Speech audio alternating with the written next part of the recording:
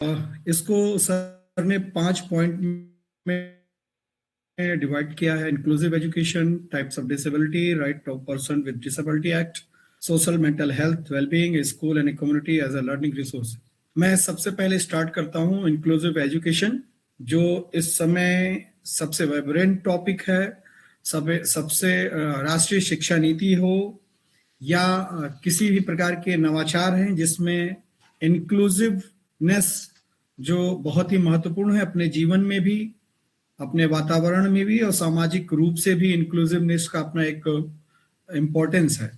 तो सबसे पहले हम इंक्लूसिवनेस की तरफ जाने से पहले, इंक्लूसिव एजुकेशन की तरफ जाने से पहले हम ये समझ लेंगे कि ऐसा क्या है जिसके अगेंस्ट में या जिसके फेवर में इंक्लूसिव वर्ड आया, क्या जरूरत है। तो 3 शब्द दिखाई दे रहा है यहाँ, डाइवर्सिटी, डिसेबिलिटी और इंक्लूजन। पहले हम इसको समझेंगे। स्लाइड्स से स्टार्ट करते हैं हम। सबसे पहले स्लाइड सर ने बहुत अच्छी तरीके से यहाँ पर आपके लिए बहुत की कॉन्सेप्ट में, जैसे जैसे आपके पास समय कम बचा है वैसे सर बहुत मेहनत करके और बहुत ही कंपैक्ट रूप में सारी चीजों को एक फिगर या मैप रूप में आपके सामने प्रस्तुत करते हैं।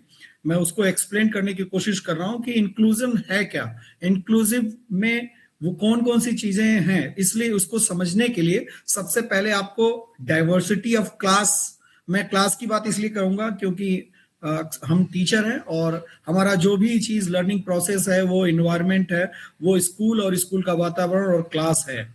तो डाइवर्सिटी क्लास में या स्कूल में किस प्रकार की डाइवर्सिटी है। तो पहली डाइवर्सिटी क्या है, हम लेके चलते हैं कल्चरल डाइवर्सिटी, लैंग्वेज की डाइवर्सिटी है, एबिलिटी की डाइवर्सिटी है, और कौन कौन सी चीज की डाइवर्सिटी हो सकती है, जैसे जेंडर डाइवर्सिटी है और सोशल इकोनॉमिकली बैकग्राउंड। हाँ, यस। तो ये बहुत सारी ऐसी डाइवर्सिटी है क्लास में बैठी हुई। अभी तक तो आपको लग रहा था कि क्लास में सिर्फ एक स्टूडेंट बैठा है, पर आपको नहीं पता कि एक स्टूडेंट एक लर्नर के रूप में बहुत डाइवर्स, अलग अलग तरीके के, हर बेंच पर हर रोल नंबर पर अलग एबिलिटी बैठी है, अलग कल्चर बैठा हुआ है, अलग लैंग्वेज बैठा हुआ है, अलग सोशियो इकोनॉमिक बैकग्राउंड बैठा हुआ है। इन अलगाव, मेरी आवाज बिल्कुल आ रही है ना, क्लियर? बिल्कुल स्पष्ट। हाँ, यस सर, क्लियर आ रही है सर। इतनी विविधता क्लास में बैठी हुई है और हम कह सकते हैं कि भारत की कक्षाएं भारत का एक लघु रूप है। जॉन डीवी ने भी कहा था कि समाज का लघु रूप है। मैं पूरे भारत का एक, और खासकर केंद्रीय विद्यालय संगठन की कक्षाओं की बात करूं जहां पे बहुत क्लियर डाइवर्सिटी दिखाई देती है। तो विद्यालय समाज का लघु रूप है।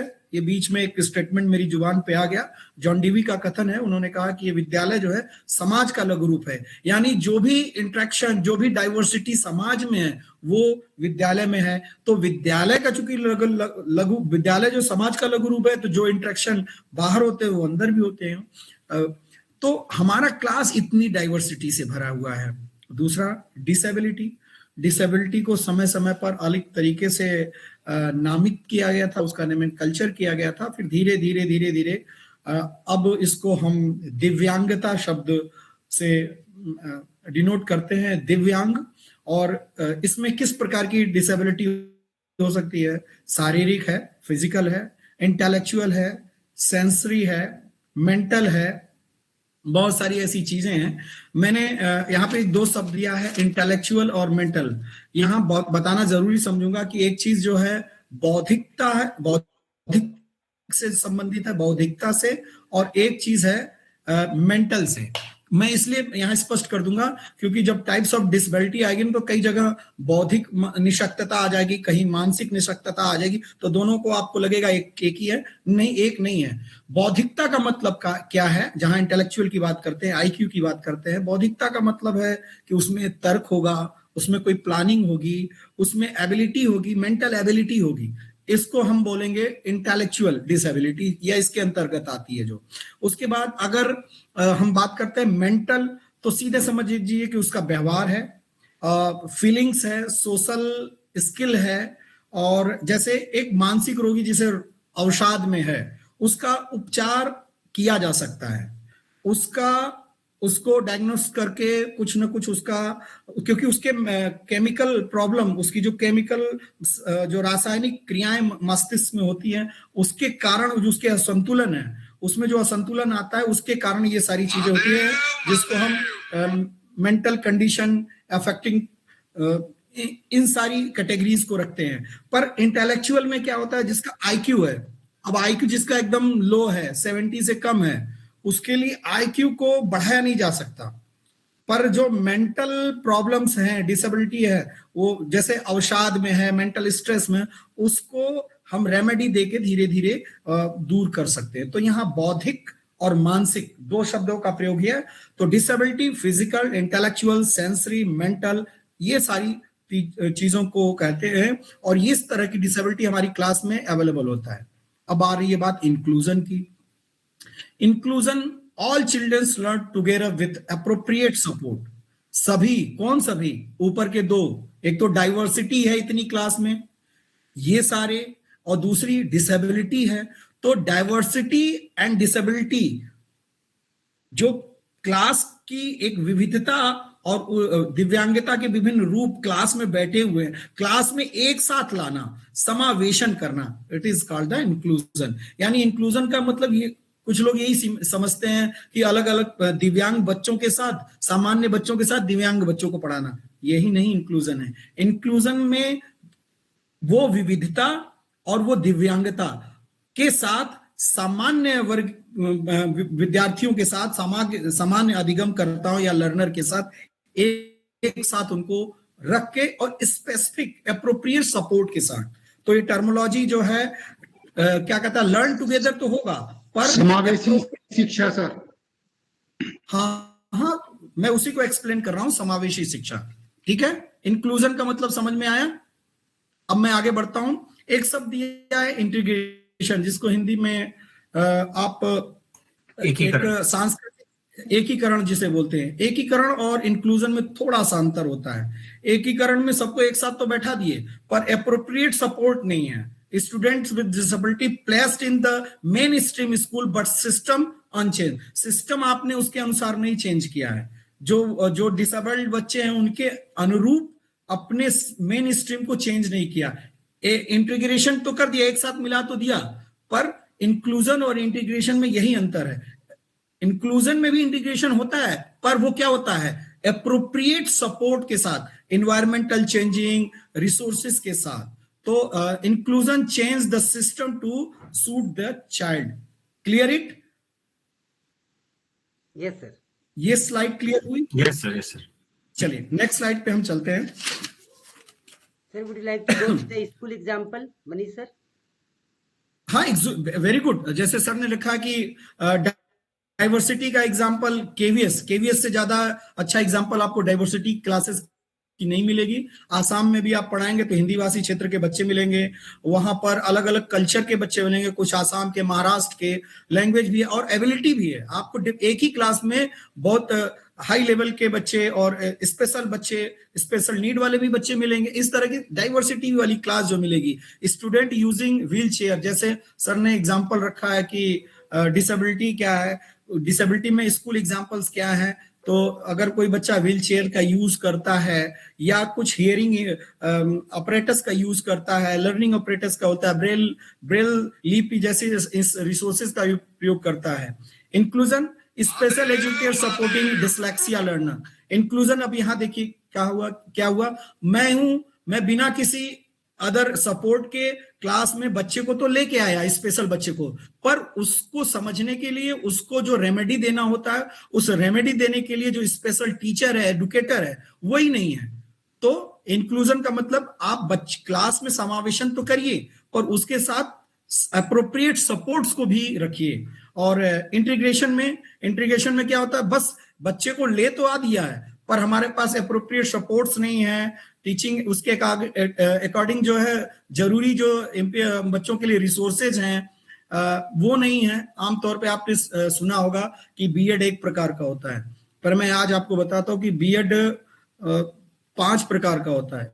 एक जनरल बीएड जो हम सब करते हैं, एक special BEd, BEd computing, BEd vocational, और एक बीएड होता है जो नया इस समय आईसीटी बेस्ड बीएड आ रहा है, तो इसमें बहुत कम ही जगहों पर ये है। बरेली यूनिवर्सिटी में, रोहिलखंड यूनिवर्सिटी में ये इस तरह के अलग अलग तरह के कोर्सेज चलते हैं। तो मेरे कहने का मतलब है कि इंक्लूजन जब आप इंटीग्रेशन कर रहे हैं तो वहां लैक ऑफ एप्रोप्रिएट सपोर्ट्स है, पर जैसे ही आप इंक्लूजन करें ना, inclusion is better than integration.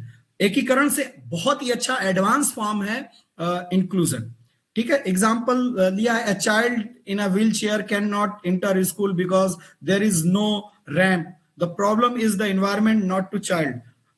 ये डिसेबिलिटी के लिए हम बार बार कहते हैं कि बच्चों में प्रॉब्लम नहीं है, हम जैसे मैं लिख नहीं पा रहा हूं, मैं देख नहीं पा रहा हूं, मुझे देखने योग्य बना दीजिए, मैं बराबर हो गया। अंतर आप में, आपके देखने मायने में है। जो डिसेबिलिटीज को समझते हैं, एक्सप्लेन करते हैं, सर अभी ऊपर ही रहने दीजिएगा, अभी ऊपर ही रहने दीजिएगा। कारण क्या कि, हेलो सर मेरी आवाज सर सुन रहे हैं आप? जी जी जी। ये टाइप्स ऑफ डिसेबिलिटी की बात करते हैं, फिर हम रोल की बात करते हैं। हाँ, यहां पर अभी आपने इन चारों चीजों को, आपने पांचों चीजों को एक्सप्लेन मैंने जो किया उसको आप समझ गए अगर, तो हम आगे समझ पाएंगे कि इसके लिए हमारा रोल क्या है, हमारे लिए रिसोर्सेस क्या है। तो समावेशी शिक्षा क्या है? सभी बच्चे, और सभी बच्चे का मतलब क्या है? क्षमता के आधार पर अलग अलग बच्चे जो हैं वो, अक्षमता है उनकी वो भी अलग अलग बच्चे, उनको एक साथ, भाषाई आधार पर जो अलग अलग विविधता है वो भी एक साथ, लिंग के आधार पर, कल्चर के आधार पर, पृष्ठभूमि के आधार पर, ये जो डाइवर्सिटी है उन सभी को एक साथ लेके, और मैंने अक्षमता भी इसीलिए जोड़ दी है, डिसेबिलिटी को भी, उन सभी को एक साथ लेके विद एप्रोप्रिएट, उचित संसाधनों के माध्यम से जो शिक्षा दी जाती है उसे कहते हैं समावेशी शिक्षा। समावेशी शिक्षा केवल अक्षम या दिव्यांग बच्चों की शिक्षा नहीं है, उसमें और भी डाइवर्सिटी या different background, social economic status, ability से अलग, ये सारी चीजें इंक्लूसिव है। Clear it? Role of principal in inclusive education, ensure the inclusive school policy, यानी हमको अच्छी तरीके से जो एक्ट बने हुए हैं उनको समझ लेना है और अपने स्कूल में उसको अच्छी तरीके से लागू करना है, ये प्रिंसिपल का रोल है। Provide barrier free infrastructure, barrier free, बहुत सारी ऐसी चीजें हैं जो, अगर एक बच्चा है जो ब्लाइंडनेस है या अंधापन है या उसको थोड़ा उसकी अल्प दृष्टि है, तो उसके लिए सबसे ज्यादा उसके लिए बैरियर क्या है? बैरियर ये है कि उसके स्कूल में ब्रेल लिपि वाली बुक नहीं है, और ऑडिटोरी ऑडियो टॉक या बुक का ऑडियो फॉर्म नहीं है जिससे वो सुन सके, कोई स्पेशल ऐप या कोई ऐसी चीजें आपके लैब में लैंग्वेज लैब में तो बहुत सारी लिंगुआ फोन और सॉफ्टवेयर ऐड है, पर क्या ऐसे बच्चों के लिए जो बच्चे देख नहीं पाते हैं तो सुन करके अगर वो समझ रहे हैं, तो क्या आपके लैब में इस तरह के सॉफ्टवेयर अवेलेबल है? ये अगर नहीं है तो उनके लिए बैरियर है, और अगर ये सब आपके पास है तो ये बैरियर फ्री इंफ्रास्ट्रक्चर है। ट्रेन टीचर इन इंक्लूसिव पेडागोजी। देखिए, इंक्लूसिव पेडागोजी बहुत आसान पेडागोजी नहीं है, इट्स चैलेंजिंग। और जो इंक्लूसिव पेडागोजी है, आने वाले समय में आप सभी, हम स्पेशल टीचर और उसकी विशेषताओं के साथ अगर हम अपने आप को लबरेज नहीं करेंगे, अपने आप को इक्विप नहीं करेंगे, तो हम आने वाले समय में एक अच्छे शिक्षक के रूप में नहीं माने जाएंगे। क्योंकि हमें जब इंक्लूजन हो रहा है तो हमें भी उस तरह के रोल को समझ लेना होगा, हमें इस तरह के जो बेसिक ट्रेनिंग्स हैं उनको ले लेना होगा। साथ साथ स्पेशल एजुकेटर तो हैं हमारे पास, पर हमको भी ट्रेंड होना पड़ेगा। Ensure IEP, individualised educational plan. Individualised educational plan का मतलब समझिए कि आपकी कक्षा में 40 बच्चों में से मोहन जो है दिव्यांग है, और दिव्यांगता के जो 21 टाइप्स है मैं उसको अभी एक्सप्लेन करूंगा। उसके पास एक विशेष प्रकार की मल्टीपल इंटेलेक्चुअल प्रॉब्लम है, निशक्तता है, डिसेबिलिटी है। अब क्या करेंगे? ऐसे बच्चों के लिए आपको समान जनरल लेसन प्लान नहीं काम आएगा, उसके लिए अलग से एक लेसन प्लान बनाना पड़ेगा। एजुकेशन प्लान में सिर्फ टीचिंग का प्लान नहीं है, असेसमेंट का भी प्लान है। असेसमेंट में उसको समय देना, उसके लिए जो आवश्यक चीजें हैं, जरूरत की चीजें, उसे उपलब्ध करा लेना। Clear it? Promote peer acceptance and sensitivity. Peer acceptance क्या है? सबसे ज्यादा क्या है? कक्षा में जब विद्यार्थी बैठते हैं, शिक्षक तो उसके अपना लेता है, विद्यालय तो उसी दिन अपना लेता है जिस दिन उसका एडमिशन करता है। पर उस पहले दिन के बाद क्या होता है, जब बच्चा बार बार बहुत सारी समस्याएं क्रिएट करता है, क्योंकि वो नेचुरल वो होगा क्लास में, उससे शिक्षक धीरे धीरे अब उससे उसका लगाव स्ट्रेस में आ जाता है उसके व्यवहार से। तो एक तो शिक्षक का अपनाना, दूसरा क्लास के विद्यार्थियों को अपने उनके पीयर द्वारा उस बच्चे को अपनाना। वो कब अपनाएगा? जब संवेदनशील कक्षा होगी। आपकी कक्षा जब बहुत ज्यादा संवेदनशील होगी और वो इन चीजों को स्वीकार करेगी। और अब हालांकि मेरा ये कहना ठीक तो नहीं होगा, पर हर 5वें परिवार में, हर 6वें परिवार में ऑटिज्म जैसे केसेस आने लगे हैं, और नहीं, कुछ लोग तो आइडेंटिफाई नहीं कर पा रहे हैं। और जहां तक अभी रिसेंटली जो रिसर्च है वो ये बता रहा है कि ऑटिज्म इतना सेंसिटिव होकर के एक्टिवली बच्चा जो है इतना आगे की सोच रहा है, उसका माइंड स्थिर नहीं है। उसका सीधा का सीधा कारण है आपके हाथ में, जो बच्चों के हाथ में हमने दे रखा है मोबाइल, बिना मोबाइल के वो खाना नहीं खाता। वो बहुत तेज फास्ट लर्निंग कर रहा है, आपके सोच विचार से बहुत काफी आगे है। इसलिए आपको लगता है अरे यार ये तो अटेंशन नहीं, वो अटेंशन नहीं, वो बहुत तेज काम कर रहा है। मैं एग्जांपल कोट करूंगा कि एक केस है मेरे दोस्त का। अगर आप 136 का उसका टेबल पूछेंगे तो वो बता देगा, और आई थिंक दैट वो 7 या 8 इयर्स का है। वो अपने सेट ऑफ मल्टीप्लीकेशन उसके माइंड में सेट हो गया है, वो मल्टीप्लीकेशन करके और आंसर दे देता है। पर वो ऑटिज्म है, उसे प्रॉब्लम है। तो कारण में इन चीजों को समाज में एक्सेप्ट करने लगे, अगर धीरे धीरे क्लास में एक्सेप्ट करने लगे, तो जो इंक्लूसिव एजुकेशन का एनवायरनमेंट है वो सही अर्थ में क्रिएट होगा। उसको एक्सेप्ट करना पड़ेगा as a teacher, as a principal, as a peer. इस बात को सेंसिटिव होना पड़ेगा। थोड़ा सा प्रॉब्लम आएगी, थोड़ा सा बिहेवियरल चेंज होता है, थोड़ा सा आप कक्षा में शिक्षक को लीड करना मुश्किल होता है, क्योंकि कक्षा में 40 बच्चे अलग तरह से हैं, एक बच्चा अलग है, उस एक के कारण 40 की टीचिंग और लर्निंग पर प्रभाव पड़ा, तो थोड़ा सा तो प्रॉब्लम आती है। और ये धीरे धीरे जब हम ट्रेंड हो जाएंगे, यूज टू हो जाएंगे, तो ये भी एडजस्ट होगा। तो role of principal, also it is a role of a teacher, ensure the inclusive school policy, provide barrier-free infrastructure, train teachers, inclusive pedagogy, ensure IEP individual educational plan, promote peer acceptance and sensitivity. Clear it? आगे चल रहा हूं। Types of disability, जैसा कि हम जानते हैं कि पहले जो है एक एक्ट आया था 1995 में, डिसेबिलिटी एक्ट, जिसमें 7 प्रकार की डिसेबिलिटी की बात की गई थी। और वो 7 प्रकार की डिसेबिलिटी जो थी वो उसी को एक्सप्लेन करके 2000 हमने देखा कि नया एक्ट आएगा। पहले सबसे पहले पर्सन विथ डिसेबिलिटी एक्ट, जिसको बोलते थे PWD एक्ट बोलते थे, उस 1995 में वो आया था। उसमें 7 प्रकार की डिसेबिलिटी थी। पहला ब्लाइंडनेस था, फिर लो विजन था, लेप्रेसी थी, हियरिंग इंपेयर्ड था, लोकोमोटिव, मेंटल रिटायरमेंट, वो रेडिनेसेशन एंड मेंटल इलनेस। ये इस प्रकार की 7 डिसेबिलिटी थी। और इन 7 डिसेबिलिटी के बाद, और नीचे थोड़ा चार्ट सर नीचे कर दीजिएगा, नीचे कर दीजिएगा सर। RPWD जब एक्ट आया, RPWD एक्ट जो है 2016 में आया, और RPWD एक्ट ने 2016 में 21 प्रकार की, कितने प्रकार की? 21 प्रकार की डिसेबिलिटी को लिस्टेड किया।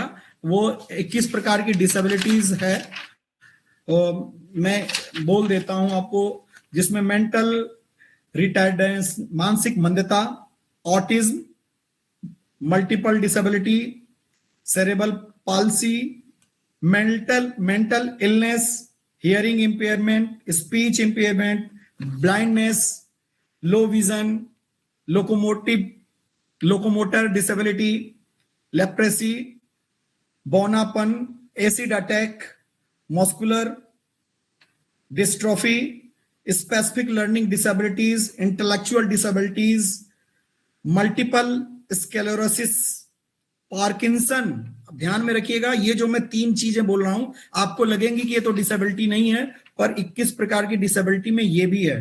पार्किंसन, हाथ का ऐसे कपकपाना, इस पार्किंसन बोलते हैं इसको। ये age oriented, age related problem है। उसमें क्या है कि आप अपने आप को चेक भी कर सकते हैं। आप अपने हाथ को ऐसे रखिए और एक पेपर रख लीजिए। अगर ये पेपर ऐसे ऐसे हिल रहा है या पेपर एकदम स्टेबल है तो हाथ हिलने लगता है पार्किंसन में। ये भी एक 20 जो 21 डिसेबिलिटीज है उसमें नोटेड है। उसके बाद हीमोफीलिया। हीमोफीलिया आपको पता है कि जो शरीर में जो है अत्यधिक ब्लीडिंग होने लगती है, इसको हीमोफीलिया कहते हैं। अगर हीमोफीलिया कहा जाए तो भी आपको समझना पड़ेगा कि ये भी एक डिसेबिलिटी की प्रकार है और उसके लिस्ट में है।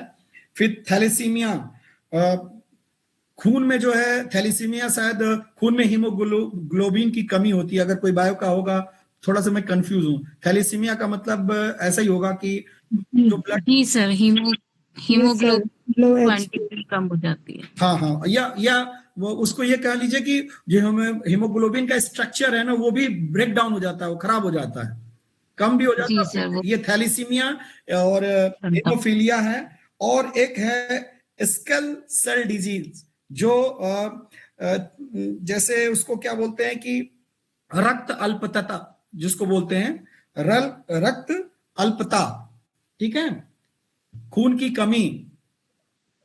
ये इस प्रकार की ढेर सारी डिसेबिलिटीज है, जिसको मैंने कोशिश किया है थोड़ा सा, मैं सर को भेज दूंगा, आपको भेज देंगे। मैंने इसको की पॉइंट्स में डालने की कोशिश किया है कि मानत मंद आज बहुत से मानक रोग, सुने नहीं जाते मुक रहे अल्प दृष्टि से बाधित, चलन शक्त कुछ रोग से युक्ति, लघु तेज है पेशी और बौद्धिक निशक्त, बहु विशिष्ट है प्रश्न है थैले में सीमित 21 रोग।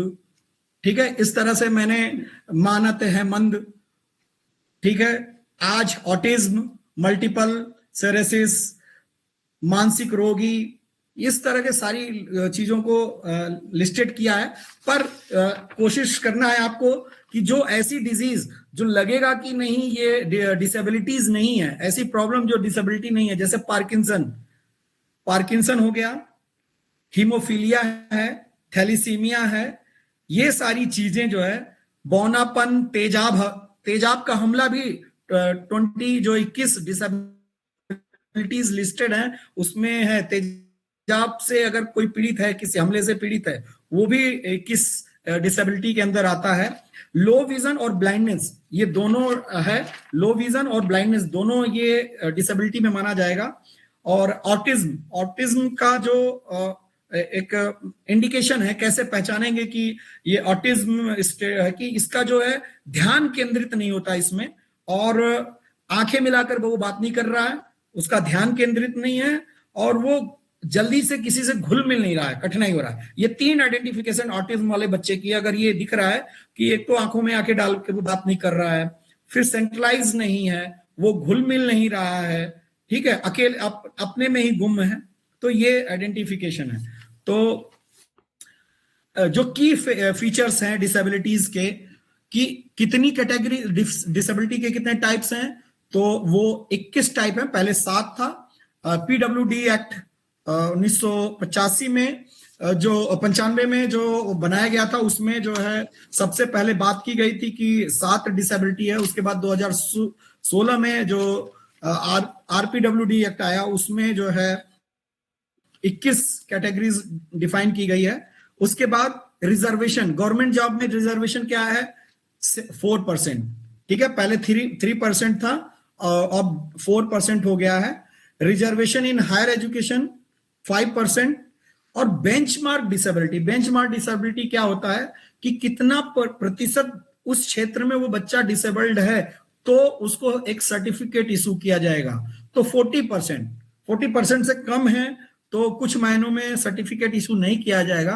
तो 40% डिसेबिलिटी जो है बेंचमार्क है, वो प्रमाण पत्र आप जब बनाने जाते हैं तो वहां डॉक्टर लिखता भी है कि कितने % डिसेबिलिटी है।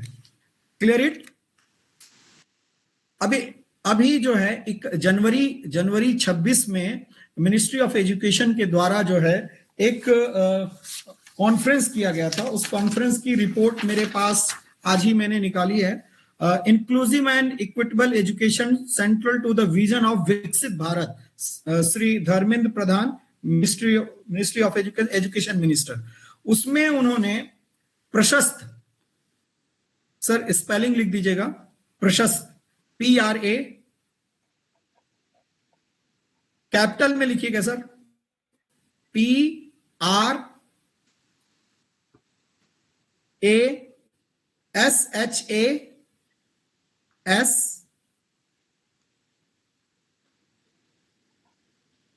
प्रशस्त।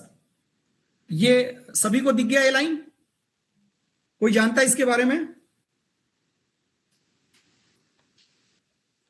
कोई जानता है इसके बारे में? सर अभी हाल फिलहाल में हम लोग प्रशस्त ऐप में लॉगिन वगैरह करके अपने स्टूडेंट्स को ट्रेस कर रहे थे। ये आई गेस उसी की बात आप कर रहे हैं सर। हाँ, सर ने दो शब्द बोला है, एक तो ऐप और एक ट्रेस। बिल्कुल, एक ये मोबाइल ऐप है और ये मोबाइल ऐप, इसका फुल फॉर्म है pre assessment holistic screening tool. Holistic screening tool है, स्क्रीनिंग करना है, और प्री है मतलब बच्चे को पहले से ही असेस्ट करके ये पता कर पाना कि वो वाकई में डिसेबल्ड है या डिसेबिलिटी की तरफ जा रहा है कि नहीं, या जा रहा तो उस कौन से स्टेज में है। इस प्रकार का एक मोबाइल ऐप है, एंड्रॉइड ऐप है, और 23 भाषाओं में ये बनाया गया है। एक इंग्लिश है और बाकी वो 22 भाषाएं हैं जो हमारे संविधान में उनको अनुसूचित किया गया है। तो 22 भाषाओं में है, 23 भाषाओं में एक अंग्रेजी और बाकी अन्य 22 भारतीय भाषाएं हैं। इसका काम क्या है कि एक चेकलिस्ट है सर, प्रदीप सर, एक चेकलिस्ट होगी। अगर जो ऐप में अपने आप को एनरोल्ड किया होगा तो चेकलिस्ट है, जी सर। कुछ क्वेश्चंस हैं और बच्चे का आप लॉगिन कर लिए, बच्चे के नाम के अनुसार उसको असेस्ट करते जाइए। वो जी सर, और बल्कि उसमें जो उसमें वो क्वेश्चनेयर दिए गए ना, उसको हम बारीकी से पढ़े तो सच में लगता है कि बच्चे का पूरा स्क्रीनिंग हो जाता है उसमें। और उससे ये भी आपको पता चलता है कि कभी कभी हम किसी बच्चे को गधा, बेकार, पढ़ता नहीं है ये कह देते हैं, और बाद में पता चलता है नहीं ये तो ये नॉर्मल बच्चा नहीं है, इसमें कुछ ऐसी प्रॉब्लम है। देखिए, प्रॉब्लम को आइडेंटिफाई करना बच्चे को बेकार और गलत करना नहीं है। प्रॉब्लम को आइडेंटिफाई करना मतलब अब उसके अनुसार उसको रीडिंग लर्निंग एनवायरनमेंट देना, रेमेडी देना, एटमॉस्फियर देना, टीचिंग स्ट्रेटेजी उसके लिए अपनाना, वो है। आपने आइडेंटिफाई नहीं किया, कक्षा में सभी को मान लिया कि सभी के सभी जो है नचिकेता मेरी क्लास में बैठे हुए हैं और हम कुछ भी बोल रहे हैं वो सब समझ में आ रहा है। नहीं, बोलते समय मैं भी सोचता हूं मेरे मुख से अगर बौद्धिक और मौलिक या भौतिक ये शब्द निकले हैं तो हो सकता है कक्षा में कोई ऐसा स्टूडेंट होगा जो इन शब्दों को नहीं समझ पा रहा होगा। तो जब तक हम क्लास की डाइवर्सिटी को नहीं अंडरस्टैंड कर पाएंगे, आइडेंटिफाई नहीं कर पाएंगे, तो हम ना उस प्रकार से टीचिंग कर पाएंगे, ना हम उस प्रकार से असेसमेंट कर पाएंगे। क्लियर? हमारे तो सर ये हुआ ना कि प्रशस्त ऐप में स्क्रीनिंग करने के बाद जो हमारे स्पेशल एजुकेटर अपॉइंट किए गए, उन्होंने सारी रिपोर्ट्स मांगी हर एक क्लास से। जो कुछ बहुत हाईलाइटेड केस थे उन्होंने बच्चों को पर्टिकुलरली बैठाकर बातचीत किया एंड देन उनकी प्रॉब्लम को रिजॉल्व करने की पूरी कोशिश की। इस तरीके से हमारे स्कूल में इम्प्लीमेंट हुआ सर। एक साल पहले जब मैं इस प्रशस्त ऐप में जो है, जब एक प्रोजेक्ट, पायलट प्रोजेक्ट के रूप में था, तो मैं इसमें कुछ काम मतलब हमारे भी स्कूल को मिला हुआ था। तो मैं जब इन सारी चीजों को अच्छा इसको किसने डेवलप किया है? सभी से क्वेश्चन है कि प्रशस्त ऐप किसने डेवलप किया है? सर जितना मुझे याद आ रहा कोई IIT से किया गया। NCERT। हाँ, NCERT। हर ऐप जो है मुंबई, IIT मुंबई नहीं बना रहा है सॉफ्टवेयर, कुछ NCERT। नहीं सर, एक्चुअली 2-3 एप्स पैरेलल चले ना, तो उसमें एक IIT का भी कुछ था, इसलिए कंफ्यूज हुआ हूँ। बहुत सारी चीजें चल रही हैं, तो इसको NCERT ने डेवलप किया है और इसमें स्कूल टीचर की हेल्प के लिए है। प्रशस्त ऐप किसकी हेल्प के लिए है? स्कूल टीचर के, यानी हमारे हेल्प के लिए, बच्चों के लिए हेल्प नहीं है, वो डायरेक्ट हमें हेल्प करेगा। क्यों? क्योंकि इसके माध्यम से हम अपने विद्यार्थियों को समझ पाएंगे। Clear it? और ये चेकलिस्ट बेस्ड है, ये ऐप है, 23 भाषाओं में है, एक इंग्लिश है और बाकी 22 अन्य भाषाएं हैं। Clear it? Important provisions for schools, ये जो एक्ट सेक्शन है ना, कुछ कभी कभी आरटी एक्ट में भी बहुत सारे सेक्शन बने हुए हैं और आरपीडब्ल्यूडी एक्ट में भी कुछ सारे ये सेक्शन बने हैं। ये जो सर ने 4 सेक्शन निकाले हैं ना, ये बहुत सारे सेक्शन में से ये 4 सेक्शन बहुत इंपॉर्टेंट है। सेक्शन 16 क्या कहता है? Inclusive education. 16 inclusive education. 17 learning support.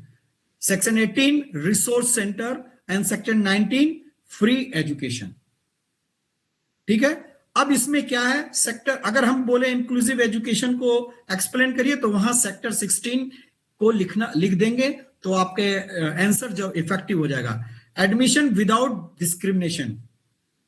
Without discrimination, मैंने आपको बता दिया कि क्लासरूम और इन्वायरमेंट में क्या क्या डिस्क्रिमिनेशन है, उन सारी चीजों को हटाते हुए एडमिशन करना, ये आरपीडब्ल्यूडी एक्ट के सेक्शन 16 में कहा गया है। प्रोवाइड ब्रेल असिस्टिव डिवाइस, बहुत सारी ऐसी डिवाइस हैं जो स्पेशल एजुकेशन के बच्चों को एक ब्रेल लिपि पढ़ने के लिए और ब्रेल लिखने के लिए, उसमें एक बॉक्स होता है, बीच बीच में डॉटेड होता है, एक पेंसिल होती है, उस पेंसिल से वो इस डॉट डॉट डॉट डॉट कर देता है और वहां पेपर जब निकाल देते हैं तो उस पेपर पे लिखा हुआ मिलता हुआ है। जैसे जो ब्रेल लिपि की बुक है वो उसको कैसे लिखेंगे उसके लिए उनका एक बोर्ड भी आता है, उसमें वो पेपर डालते हैं, ऊपर से वो स्क्वायर बॉक्स छोटे छोटे छेद बने होते हैं, उनकी पिन होती है, पिन कर देते हैं। तो इस तरह के इक्विपमेंट स्कूल में होने चाहिए।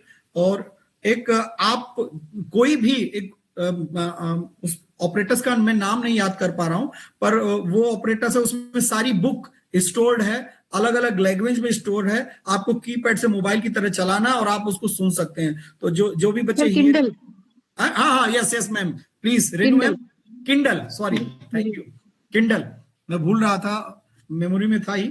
रिसोर्स सेंटर, क्लासरूम में कोऑर्डिनेट करना। अब देखिए यहाँ पे क्या है, coordinate with school special educator. क्या कोऑर्डिनेट करेंगे? स्पेशल एजुकेटर जो भी आजकल स्कूलों में है उसके पास कोई लेसन प्लान नहीं है। कभी कभी कंफ्यूजन होता है कि स्पेशल एजुकेटर क्या पढ़ाएगा, हमारे ही कोर्स को वो अपने ढंग से पढ़ाएगा या वो बेसिक थेरेपी देगा।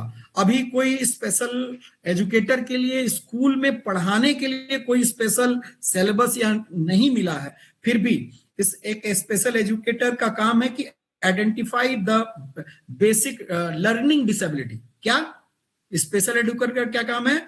उस स्कूल एटमॉस्फेयर में जो बच्चे हैं उसकी लर्निंग डिसेबिलिटी को एक्यूरेट आइडेंटिफाई करके क्लास टीचर को बताना। अगर क्लास टीचर ज्यादा एक नॉलेजेबल बंदा है तो वो उस हिसाब से अपनी टीचिंग लर्निंग को या मेथड को अपनाएगा। अदरवाइज स्पेशल एजुकेटर से पूछेगा कि ऐसी स्थिति में बच्चों को किस किन माध्यमों से समझाना चाहिए, क्या क्या स्ट्रेटेजी अपनानी चाहिए। तो कोऑर्डिनेशन होना चाहिए, क्योंकि स्पेशल एजुकेटर अपना काम कर रहा है और हम अपना काम कर रहे हैं। कोऑर्डिनेशन नहीं है तो हम नहीं समझ पाएंगे। हम स्पेशल एजुकेटर से आइडेंटिफिकेशन करेंगे, आइडेंटिफाई कराएंगे कि एक्चुअल में लर्निंग डिसेबिलिटी क्या है, क्या रेमेडी देनी चाहिए, और स्पेशल एजुकेटर उसको तमाम तरह की फिजियोथेरेपी दे करके, अगर स्पीच प्रॉब्लम है या लिखने में है, कंसंट्रेशन नहीं है, तो उसके लिए बॉल है, फिंगर रोल है, बहुत बड़ी बॉल पर सेंट्रलाइज है, खड़े रहना देर तक, बातचीत करना तो जीभ को पकड़ के कॉटन से लेफ्ट एंड राइट एंड ऐसे एंटी क्लॉकवाइज घुमाना, बहुत सारी ऐसी थेरेपी है वो देगा। सेक्शन 19 में कहा गया free education, ensure inclusive schooling, वो बच्चों के लिए फ्री हो, और जो हमारी तरह तरह की व्यवस्थाएं दी गई हैं, राइट टू एजुकेशन एक्ट में भी दी गई हैं, उन सारी चीजों का वो लाभ मिल पाए। इसमें एक चीज और लिखा है सर ने कि रिजनेबल एकोमोडेशन। एकोमोडेशन क्या है?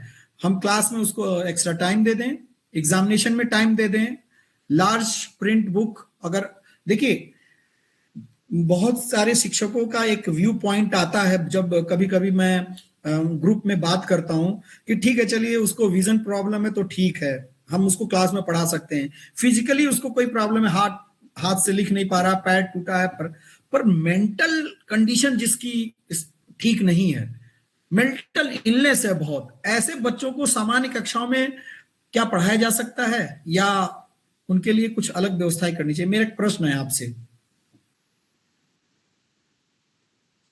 मेरा एक प्रश्न है, सभी लोग एकदम ऐसे मोड में मत चले जाइए। मेरे ख्याल से सर सामान्य कक्षा में उनको शामिल करके उनको मोटिवेट कर सकते हैं ताकि वो अपनी पढ़ाई लिखाई फोकस कर सके। बट ये भी बात सच है कि उन बाकी सारे बच्चों के स्पीड में उस बच्चे को एकोमोडेट हम नहीं कर पाएंगे, तो उसको अलग से स्पेशल गाइडेंस की जरूरत पड़ेगी ही पड़ेगी ताकि वो उसको एकोमोडेट कर सके। देखिए, बिल्कुल सर। हाँ, मेंटल कंडीशन जिसकी, सर इसमें अपने हाँ बोलिए मैडम, थोड़ा सा मैं 1-2 मिनट रेस्ट ले लूंगा। इसमें ये है कि बेंचमार्क डिसेबिलिटीज हैं तो we they are part of inclusive education. If the disability is more than the benchmark disabilities, means 40% से ज्यादा है, तो भी है ना उसको कुछ हद तक एकोमोडेट किया जा सकता है। But if it is more than 60%, then they should be sent to the special schools. देखिए, और इसके लिए इसमें आरपीडब्ल्यूडी में प्रोविजंस भी हैं। बोलिए मैडम, अच्छा बोल रही हैं आप। अंजू मैम, बस सर इतना ही, बस सर इनफ।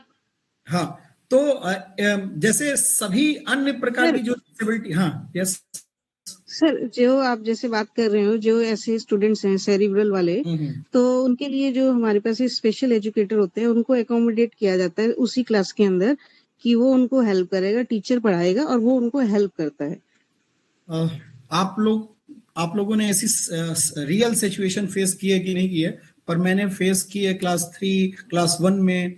जब मैं पढ़ाता हूं और क्लास 1 में ऐसा बच्चा जो पलक झपकते गायब हो जाए, ऐसी जगह चला जाए, जमीन पे उठ रहा है, गिर रहा है, वोमिटिंग कर रहा है, किसी को मार रहा है, मेंटल प्रॉब्लम है वो, और ऐसी स्थिति में क्लास को मैनेज करना बड़ा ही मुश्किल का काम है। और ये मैंने फील किया है कि ऐसे बच्चों को क्लास में रख के पढ़ाना एक बड़ा ही टफ टास्क है, और ये टफ टास्क हम लेके चल रहे हैं।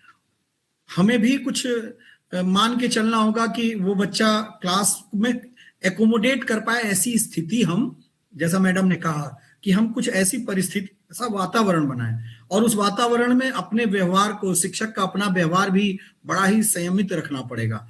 ठीक है, बहुत सारी कंप्लेन आएगी बच्चों से कि उसके बच्चों ने उसको मार दिया, तो ये सारी चीजों को जो एकोमोडेशन है उसमें बहुत ही जरूरी है। ठीक है, राइट सर, राइट। ये जो क्वेश्चन आ रहे हैं ना वो बार बार डाइवर्ट कर दे रहे हैं। चलिए आगे चलते हैं, इसको हम खत्म करने से पहले एक बार, सर, हाँ सर पीछे का थोड़ा सा एक बार दिखा दीजिएगा जरा, types of disabilities, identification and interventions, वो वाली स्लाइड थोड़ी सी पीछे। अभी मैं फिर से इसको मैं समराइज करने जा रहा हूं क्योंकि इसके बाद टॉपिक चेंज हो रहा है। सर एक बार फिर से स्लाइड, हमने बात शुरू की थी कि हम इंक्लूसिव, जहां हम समावेशी की बात कर रहे हैं, तो किस चीज का समावेशन, ये भी तो जानना जरूरी है। तो समावेशन के जाने के लिए आप अब देखेंगे कि क्या क्या चीजें अलग अलग हैं। तो एक तो हमारा क्लासरूम कैसा है, हमारी क्लासरूम कैसी है, क्लासरूम में डाइवर्स क्लास है। फिर दूसरा क्या डी है, डिसेबिलिटी, डीडीआई फॉर्म को समझ लीजिए कि इंक्लूसिव। हाँ, फिर एक इंटीग्रेशन की भी बात की गई थी कि इंटीग्रेशन तो कर सकते हैं, पर इंटीग्रेशन में क्या है, स्पेसिफिक सपोर्ट सिस्टम नहीं है। वो बच्चे को ले तो आए, जैसे अभी पिछले 5 सालों में जो परिवर्तन हुए हैं वो इंक्लूसिवनेस की हुई है। उसके पहले क्लास में तो बच्चे आ गए थे, केंद्रीय विद्यालय में भी बच्चे आ गए थे, पर स्पेशल एजुकेटर नहीं था। वो तो सुप्रीम कोर्ट ने कहा कि नहीं, अनिवार्य रूप से हर विद्यालयों में स्पेशल एजुकेटर रखने चाहिए, होने चाहिए। तो एक ये कदम है इंक्लूसिवनेस का, वरना शिक्षक को, सामान्य शिक्षक के लिए बड़ा टफ टास्क था। सर एक बार स्लाइड ऊपर कर दीजिए। तो हम 3 चीज समझ, डीडीआई को समझ लिए कि मेरी जो क्लास की स्थिति है वो उसमें डाइवर्सिटी है, और क्या कहता है, क्लासरूम में जो डिसेबिलिटी है, बहुत सारी डिसेबिलिटी है समाज में, वो भी बच्चे हैं, उन सभी को एक साथ स्पेसिफिक रिसोर्सेस के साथ क्लास में लाना। हाँ, कोई हैंड रेज किया है? सर नमस्कार सर। हाँ सर प्लीज। सर इसी एक्ट में मैं 1-2 चीजें ऐड करना चाहूंगा, अगर परमिशन हो आपकी हो तो। अरे मेरी परमिशन क्या, ये खुला मंच है सर। सर एक बात ये कि जो एक्ट है ये 30 दिसंबर को आया 2016 को, और इस एक्ट में 6 से लेके 18 साल के बच्चों तक को फ्री एजुकेशन दिया। जैसे 6 से 14 से में आरटी में होता है, इसमें 6 से 18 साल तक के है। और हर डिस्ट्रिक्ट में एक कोड बनाया गया, स्पेशल कोड बनाया है इसके लिए। और इसमें ये कहा गया कि अगर इस एक्ट का वायलेशन होगा तो पहली बार वायलेशन करने पर उसको 6 महीने की सजा या 10,000 रुपये का जुर्माना। अगर ये वायलेशन दोबारा रिपीट करा गया तो 2 साल या 50,000 तक का जुर्माना है इसमें सर। Thank you. शायद इस एक्ट में जो आपने पढ़ा होगा, पीडब्ल्यू एक्ट में बहुत सारे सेक्शंस दिए गए हैं।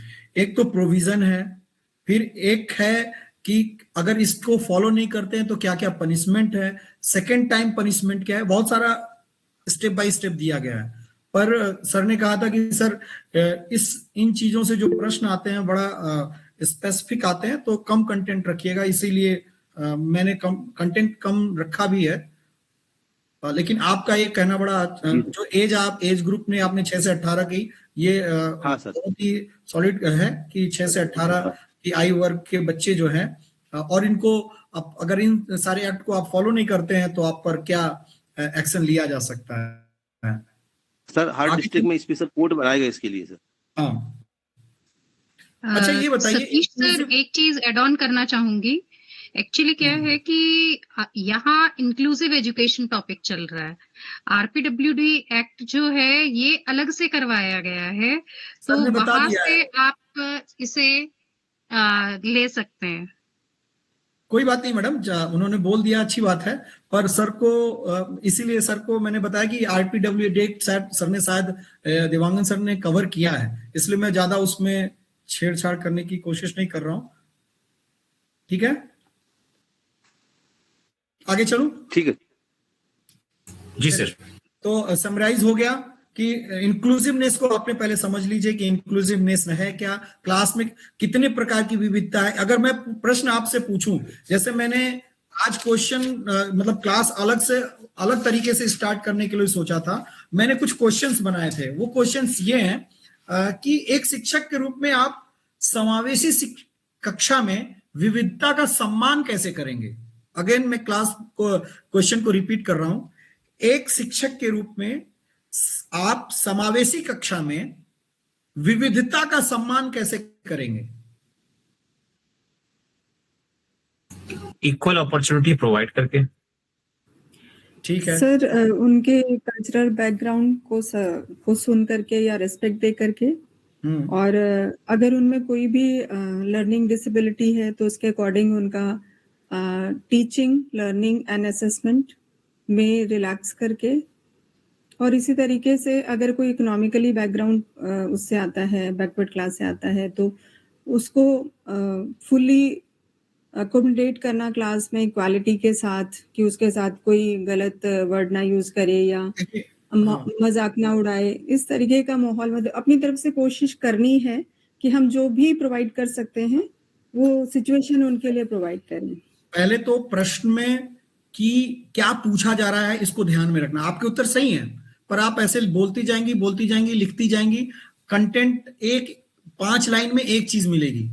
प्रश्न पूछा है कि विविधता का सम्मान कैसे करेंगे, और मैं अब पूछ रहा हूं कि ये जानना चाह रहा है आपसे ये प्रश्न कि आप कक्षा की विविधता का मतलब क्या समझते हैं, कौन कौन सी विविधता है। और जैसे पहला भाषाई यानी बहुभाषिता को सम्मान करेंगे, पहला हो गया। ठीक, जेंडर डिस्क्रिमिनेशन नहीं करेंगे, दूसरा हो गया। मल्टीकल्चरल रिस्पेक्ट, अलग अलग कल्चर से लोग आए तो उनको रिस्पेक्ट करेंगे। सोशियो इकोनॉमिक स्टेटस यानी सामाजिक और आर्थिक आधार पर किसी प्रकार का हम विभेदन नहीं करेंगे और सबको समान मौका देंगे। तो इस प्रश्न में मैं प्रश्न इसलिए पूछा था क्योंकि इस तरह के जब प्रश्न आते हैं तो वो आप प्रश्नों को समझें कि वो जानना क्या चाहता है। वो पूछ रहा है कि समावेशी कक्षा है और उसमें कक्षा में विविधता का सम्मान कैसे करेंगे। तो सीधी सीधी बात है कि लड़का है लड़की है दोनों का सम्मान करेंगे, दोनों को मौका देंगे। गरीब है, इकोनॉमिकली बैकग्राउंड उसका ठीक नहीं है, सोशल नहीं, फिर भी दोनों को कभी शाब्दिक रूप से ये महसूस करने होने नहीं देंगे। दोनों को ही सम्मानजनक शब्दों से पुकारेंगे, ए, तू और आप जैसे अलग अलग डिस्क्रिमिनेशन वर्ड नहीं यूज करेंगे। ठीक है, भाषाई दृष्टिकोण से, ये नहीं कि कक्षा जो है मध्य प्रदेश की है और मेरी कक्षा में निमाड़ प्रांत के बच्चे हैं, मैं जब चाह रहा हूं तो निमाड़ी ही भाषा बात कर रहा हूं और बाकी बच्चों को नेग्लेक्ट कर रहा हूं, या हिंदी बच्चे जो नहीं बोल पा रहे हैं मैं उनका ध्यान नहीं दे रहा हूं, अंग्रेजी। तो वो ये प्रश्न, इस तरह के जो विषय होते हैं उनके प्रश्नों को समझने के लिए ये देखना होता है कि वो प्रश्न का की क्वेश्चनिंग क्या है, क्वेश्चनिंग की क्या है। Clear it? मैं समझा पाया हूं सही से? Yes sir. अब मैं एक और प्रश्न पूछ रहा हूं, फिर ध्यान दीजिएगा। Special need, children with special need वाली जो कक्षाएं हैं उनके वातावरण में आप क्या बदलाव करना चाहेंगे? विशिष्ट आवश्यकता वाले बच्चों के लिए कक्षा में क्या बदलाव करना चाहेंगे? क्लासरूम एनवायरनमेंट में क्या बदलाव करना चाहेंगे? प्रश्न को सोचिए, 30 सेकंड का समय दीजिए मस्तिष्क को। कैसा इन्वायरमेंट होना चाहिए? सर शायद होमली और सेफ फील करें वो। सर जैसे CWSN में स्कूल में हमारे बच्चा है छोटे हाइट का, तो चीज जो आसपास के आर्टिकल्स हैं उनको कोशिश की जाएगी थोड़ा नीचे लगाया जाए ताकि वो भी उसमें पार्टिसिपेशन कर सके। क्लासरूम एक्सेप्टेंस की कॉन्सेप्ट को फॉलो करेंगे, उसको डिस्करेज ना हो सके, वो उसको ये मोटिवेशन मिले कि मुझे पूरा, जो चाहे टीचिंग फैकल्टी है, चाहे वो स्कूल मैनेजमेंट है, चाहे मेरी इवन पीयर क्लास ग्रुप है, वो मुझे एक्सेप्ट करती है उन्हीं सब चीजों के साथ। Barrier free environment, clear it? Dewangan sir बड़ा मेहनत करते हैं, आपके 3-3, 4-4 लाइन के उत्तरों को की पॉइंट लाने की कोशिश करते हैं। मैं कुछ बोलना चाहूँ? हाँ बताइए सर। उसके आपने एक तो बता ही दिया, उसमें 2 वर्ड है उनके लिए, एक बैरियर फ्री एक्सेस और एक reasonable accommodation will be provided. बिल्कुल बिल्कुल। और lesson plan and resource plan कैसा करेंगे? Appropriate support, appropriate individual, yes, lesson plan, resources, technology. बस ये की पॉइंट्स याद करके उत्तर देंगे, आपका उत्तर एकदम सॉलिड होगा। हम जानते हैं, पर जो हमने मेहनत की है, सर ने मेहनत की है कि आपको 1 लाइन में आंसर आप दे पाए। तो अब मुझे ये बताइए, एक शब्द मैं आपको दे रहा हूं, मैंने डायरेक्ट उस शब्द को पूछा नहीं लेकिन इन्वॉल्व कर दिया था। इंक्लूसिव एजुकेशन में को टीचिंग क्या है?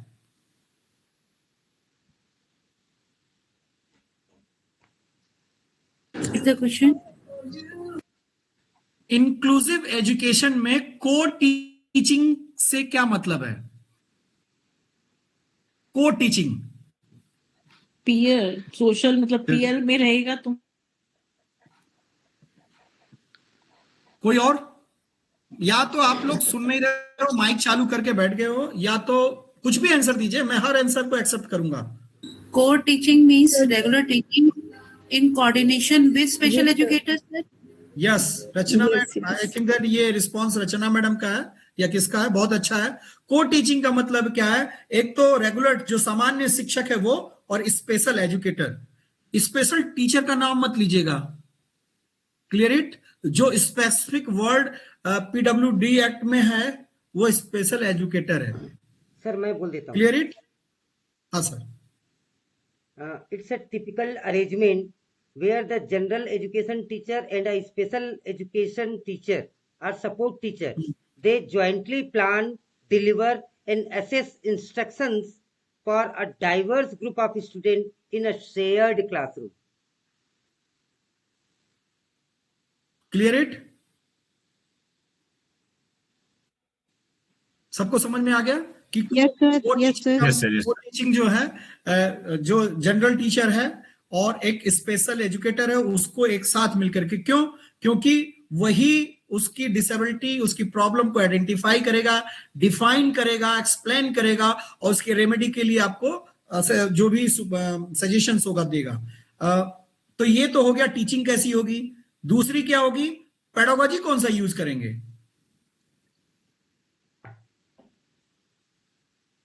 समावेशी शिक्षा के लिए बेस्ट टीचिंग पेडागोजी क्या है? Multi sensory approach. क्या? Multi sensory approach.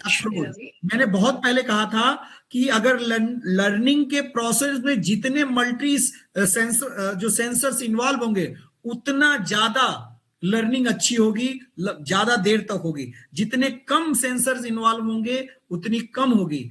और आपको मल्टी सेंसरी अप्रोच अपनाना है। ऐसी एक्टिविटीज क्लास में करानी है, ऐसी टीचिंग करानी है जिसमें अधिक से अधिक सेंसर्स का इन्वॉल्वेशन हो, ताकि अगर वो आंख से नहीं समझ में आ रहा है कम से कम सुन के तो समझ में आएगा। बात समझ में आ रहा है? अगर सुन नहीं पा रहा कम से कम आप ऑडियो विजुअल एक्ट कर रहे हैं तो देख के तो समझ पा रहा है। आप सिर्फ एक ही सेंसरी एक्टिविटी से, लेक्चर मॉडल से या पीपीटी से पढ़ा रहे हो, दिखा के पढ़ा रहे हो, और आप एक्टिविटीज नहीं करा रहे हो, तो उसके पास लर्निंग का जो प्रॉपर्टी है बहुत कम संसाधन से आ रही है, जो माध्यम है वो बहुत कम है। एक ही सेंसर से आ रही है, 2 ही सेंसर से आ रही है, तो कम आएगी। Clear it? तो मैंने आपको बताया कि को टीचिंग यूज करना है, मल्टी सेंसर अप्रोच यूज करना है एट पेडागोजी। ठीक है? क्लासरूम में जो क्वेश्चन पेपर है और जो क्वेश्चनिंग है वो क्लास की डाइवर्सिटी को ध्यान में रख के, क्लासरूम का जो इंक्लूसिव स्टेटस है उसको ध्यान में रख के करना होगा। बस इसके बाद हम आते हैं, सर थोड़ा सा ऊपर कर दीजिए, स्लाइड नीचे चली गई है। School mental health and wellbeing, इसको फर्स्ट वाला जब मैं पेडागोजिकल पार्ट पढ़ा रहा था तो वहां पर भी मैंने कवर किया था कि school mental health including emotion, psychological and social wellbeing of the student and teachers. School का जो मेंटल हेल्थ होता है उसमें सामाजिक, मनोवैज्ञानिक और शारीरिक, ये सारी चीजें उसमें इन्वॉल्व होती हैं। और उसको लेकर के उसके अच्छे एक इस विषय का जो एक कोर पॉइंट है वो ये है कि विद्यार्थी के लिए, लर्नर्स के लिए एक ऐसा एनवायरनमेंट तैयार करना जहां वो 5 फोल्ड थ्योरी आपने पढ़ा होगा। 5 फोल्ड थ्योरी एनईपी में आपने किसी ने पढ़ा है? पंचपदीय सिद्धांत, एनसीएफ में पंचपदीय सिद्धांत। Yes sir. यस, क्या है? ज्ञान में, ज्ञान में, मनोह में, बताइए सर। अन्न में, ज्ञान में, मनोह में, आनंद में, विज्ञान में, विज्ञान में। सबसे अंत में क्या होता है? आनंद में। आनंद सबसे अंत क्या है? आनंद में। ये जो 5 फोल्ड थ्योरी है ना, पंचपदीय थ्योरी है, ये पूरी तरीके से स्कूल के मेंटल हेल्थ और वेलबींग के बारे में एक्सप्लेन की है। पंचपदीय सिद्धांत में शरीर के लिए पोषण की जरूरत है। कोष जो बने हुए हैं 5 कोष से मिलके बना हुआ है, उसमें अनन्य में, ज्ञान में, विज्ञान में, आनंद में सबसे बाहर वाला जो 5वां कोष है वो आनंद में कोष है। तो आनंद में कोष के लिए हमारे लिए भोजन की भी जरूरत है, मानसिक मेंटल एक्सरसाइज की भी जरूरत है, पोषण की भी जरूरत है। ठीक है? तो इन सारे चीजों पर ही आधारित है school mental health and wellbeing. इसमें डायमेंशंस, मीनिंग, एक्सप्लेनेशन है, क्रिएटिव और preventive, treatment of mental health problem. जैसे अगर हम किसी की काउंसलिंग कर रहे हैं तो वो क्रिएटिव है। और anti bullying, anti bullying programme का मतलब है जैसे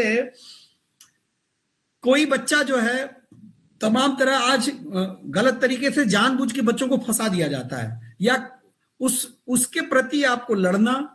बच्चे तमाम तरह की चीजों के बीच में फंस जाते हैं। आजकल मोबाइल में बड़े बड़े जो है लोग मोबाइल में फंस जा रहे हैं, जानबूझ के उनको फंसा दिया जा रहा है। तो उस चीजों के लिए लड़ना, उसके लिए नियम संगत बातें करना, तर्क करना, ये जो है प्रिवेंटिव है। और क्रिएटिव में क्या है? काउंसलिंग है। तो हम जब काउंसलिंग करते हैं किसी बच्चे की, तो आपको पता है कि जब हम किसी की काउंसलिंग करते हैं तो उसे व्यक्तिगत रूप से समझते, वो जानबूझ के नहीं फंसाया जाता है। पर स्कूल की कक्षाओं में आजकल जो इतना अपराध फैल गया है कि क्लासरूम में एक बच्चा जानबूझ के दूसरे बच्चे को एंटी बुलिंग करा दे, वो ऐसी प्रॉब्लम सिचुएशन क्रिएट कर लेता है।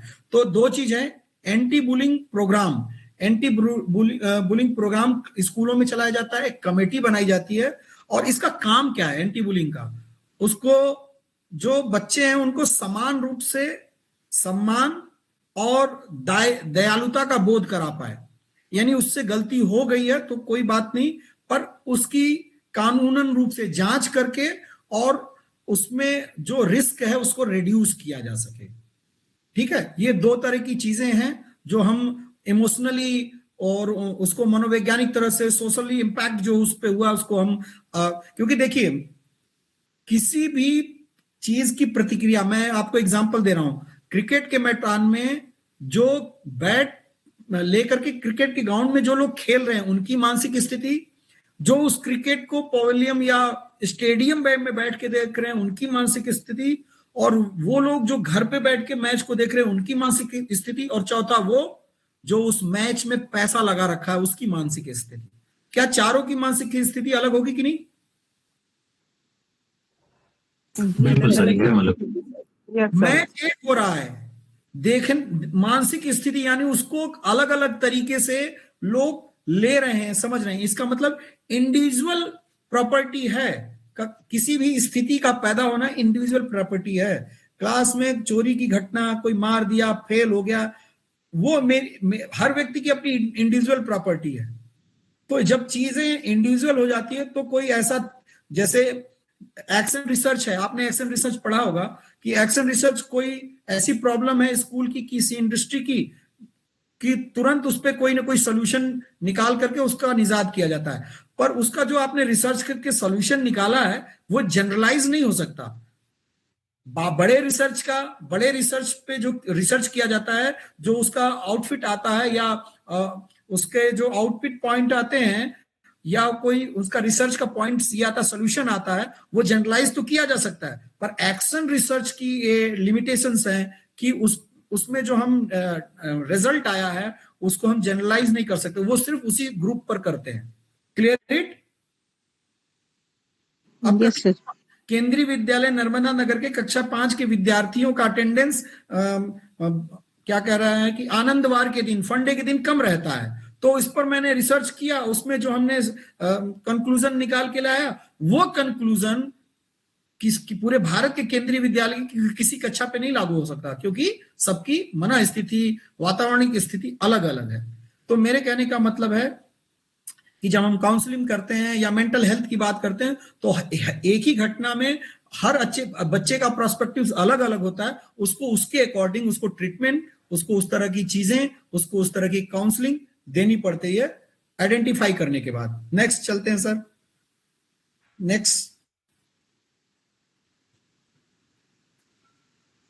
15 मिनट में खत्म करने का निर्देश प्राप्त हुआ है, लेकिन कोशिश कर रहा हूं सर। प्रोमोटिव क्या है? पॉजिटिव वेबिल, जैसे सोशल इमोशनल लर्निंग है, उसके माध्यम से हम क्या कर सकते हैं, वो प्रमोट कर सकते हैं। प्रिंसिपल्स का रोल क्या है? Promote positive school climate, appoint school counsellor, provide stress management programme, encourage life skill education. ये तमाम आपके यहाँ वर्कशॉप होते रहते हैं, आप लोग स्कूल में समझते होंगे। It is a art. कोई भी negative, don't think about problem, think about solution. आप अपनी क्लास में लिख दीजिए, डोंट थिंक अबाउट प्रॉब्लम। भारतीय परिप्रेक्ष्य में अक्सर ये देखा गया है, मनोवैज्ञानिकों ने कहा है कि भारतीय परिप्रेक्ष्य में एक व्यक्ति 70 से 75% अपने चिंतन का भाग समस्या पर चर्चा, समस्या के बड़े छोटे होने पर खर्च कर देता है, और 25 से 20% थक हार के समस्या के समाधान पे खर्चा करता है।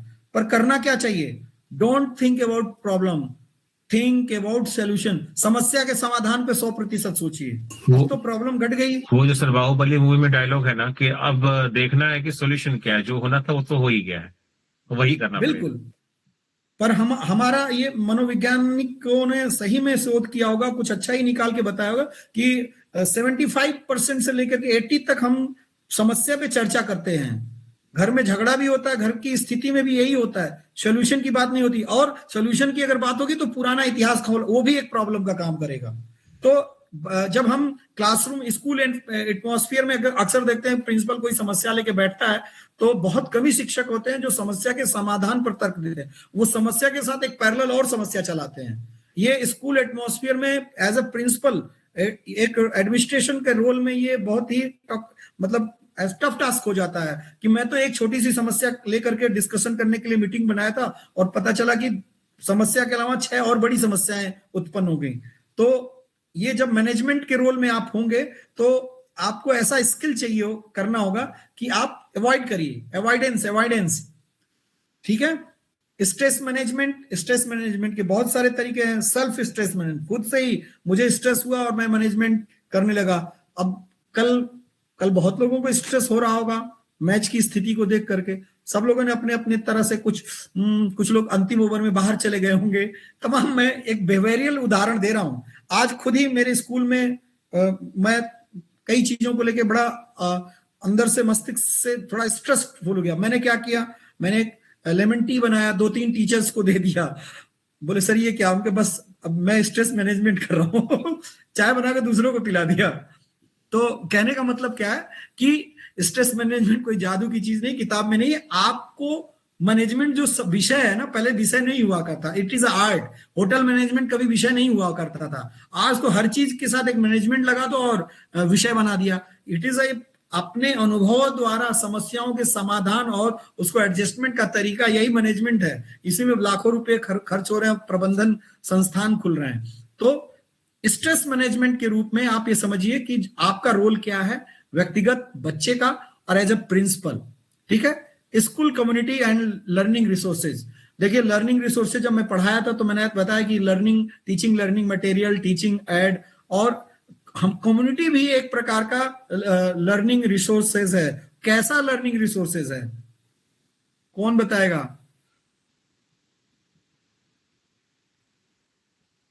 किसी को याद है? सब सो गए?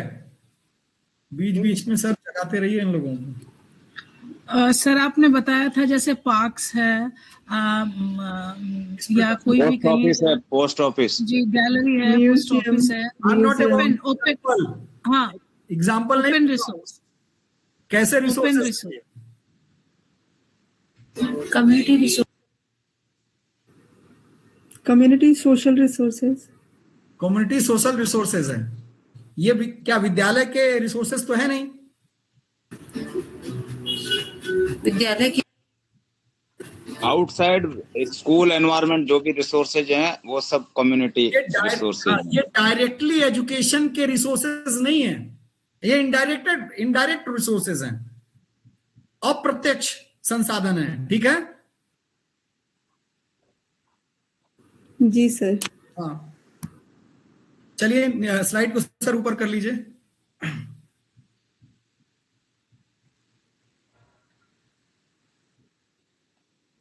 School should collaborate with community resources. NEP 2020 promotes school community partnerships and experiential learning.